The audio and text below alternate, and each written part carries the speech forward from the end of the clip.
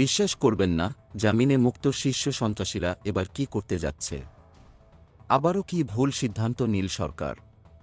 একের পর এক ভয়ঙ্কর সন্ত্রাসী যখন জামিনে মুক্তি পায়, তখন কি আমাদের নিরাপত্তা পুরোপুরি ঝুঁকিতে পড়ছে? ২০২৪ সালের শুরুর মাসেই অন্তর্বর্তী সরকার দায়িত্ব নেয়ার পর ৭ শীর্ষ সন্ত্রাসী জামিনে মুক্তি পায়। কেরানীগঞ্জ কেন্দ্রীয় কারাগার থেকে ৩ জন আর কাশিমপুর থেকে ৪ জন মুক্ত হয়। এর মধ্যে ভয়াবহ নামগুলো হচ্ছে সুইডেন আসলাম, কিলার আব্বাস, ফ্রিডম রাসু এবং পিচ্চি হেলাল। এরা আবারও দেশের নিরাপত্তাকে ঝুঁকির মুখে ফেলছে। আর সবচেয়ে আতঙ্কজনক বিষয় হল, রাজধানীতে খুনোখুনি বেড়েছে।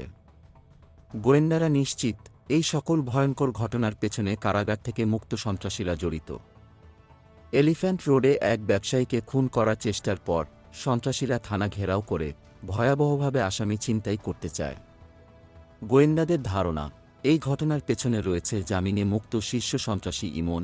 এমন এক ঘটনায় মাত্র দুদিনের মধ্যেই মিরপুরে প্রকাশ্যে এক ব্যক্তিকে কোপানো হয়। আইনশৃঙ্খলা বাহিনী প্রমাণ পেয়েছে এই ঘটনার সঙ্গে পিচ্চি হেলালও রয়েছে। এরপরও পুলিশ বারবার বলছে শীর্ষ সন্ত্রাসীরা নজরদারিতে আছেন। তবে প্রশ্ন উঠছে, তাদের নজরদারি কি সঠিকভাবে চলছে?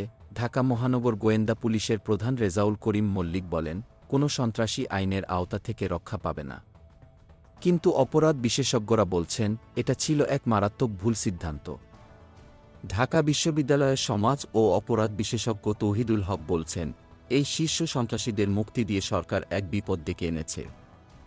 জামিনে মুক্তির পর তারা যে অপরাধের সাথে জড়িত, তাতে স্পষ্ট প্রতীয়মান হয় যে আইনশৃঙ্খলা বাহিনী তাদের মনিটরিং করতে ব্যর্থ হয়েছে। এখন আইনশৃঙ্খলা পরিস্থিতি স্বাভাবিক করতে পুলিশকে আরও কঠোর হতে হবে এবং সন্ত্রাসীদের জামিনের বিষয়টি পুনর্বিবেচনা করতে হবে।